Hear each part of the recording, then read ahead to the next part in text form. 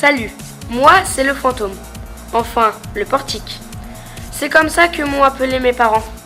Enfin, mes parents, les sculpteurs qui m'ont créé. Mes sculpteurs, c'est Marthe et Jean-Marie Simonet. Mais je vais les laisser se présenter eux-mêmes.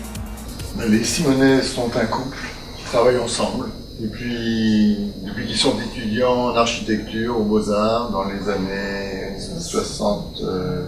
66. Oui. On s'est mariés en 66.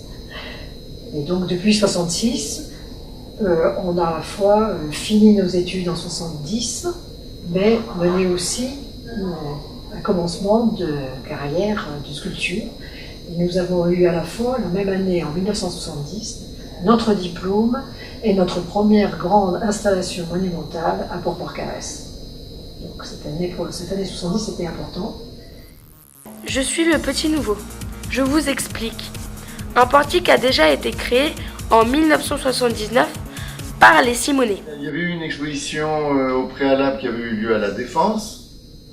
Et puis on nous a dit qu'on était invité à poursuivre l'exposition au Vaudreuil. Et on a eu l'idée de proposer cette sculpture comme un jeu. Donc pour que les enfants puissent monter dessus sans danger, il fallait qu'elle fût moins haute. Alors elle était sans les pieds, elle est restée au Vaudreuil, installée sans les pieds pendant de nombreuses années. Et puis un jour, quelqu'un s'est aperçu sur notre site que cette sculpture avait été réalisée avec ses pieds, en beaucoup plus haut. Et ils nous ont demandé de la surélever. Alors si la végétation autour du rond-point ne pousse pas trop vite, on l'a relevée de 150 cm à peu près. Je suis arrivé en pièces détachées à Val-de-Reuil. Mes 34 modules blancs et mes 7 têtes arrondies ont été déposés au service technique. Marthe et Jean-Marie, après avoir mis 1 mois pour me construire, ont mis la matinée pour m'assembler. La méthode est simple, il suffit de passer la tête dans chaque module et de serrer les 12 écrous qui se trouvent à l'intérieur. Pour les dernières pièces, ils ont laissé de petits trous où l'on peut passer le bras qu'ils rebouchent à la fin. Puis le lendemain, les employés des services techniques de la ville sont partis sur le rond-point du fantôme, enlever mon frère aîné.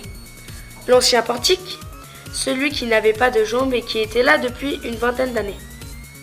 Il était temps pour moi de prendre l'air.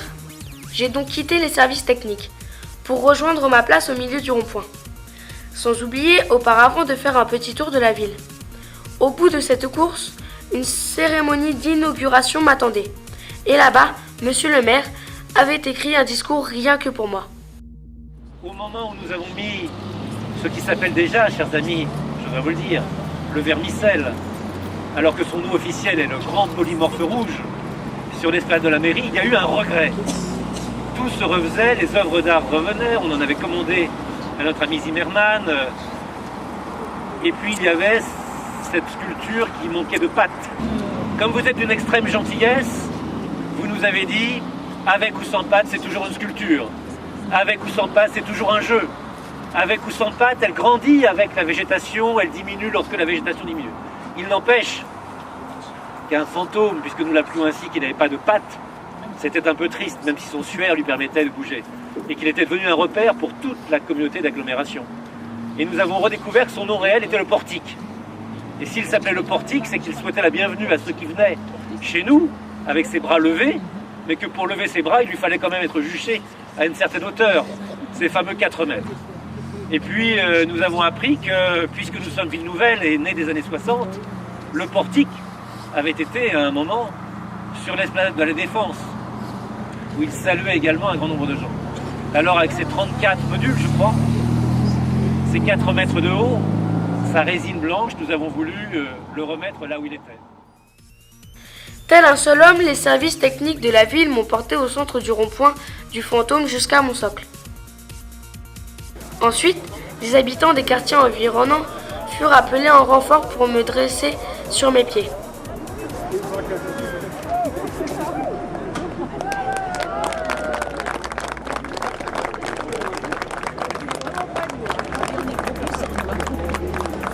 Puis le maire de Val-de-Reuil et son homologue, la mairesse de Ritterwood, ville allemande jumelée avec la nôtre, ont vissé symboliquement mon dernier écrou. Puis tout ce petit monde s'est réuni devant moi. et à poser fièrement pour la photo. Je suis maintenant prêt, comme mon illustre prédécesseur, à indiquer l'entrée de Val-de-Reuil, ma ville, pour encore des dizaines et des dizaines d'années.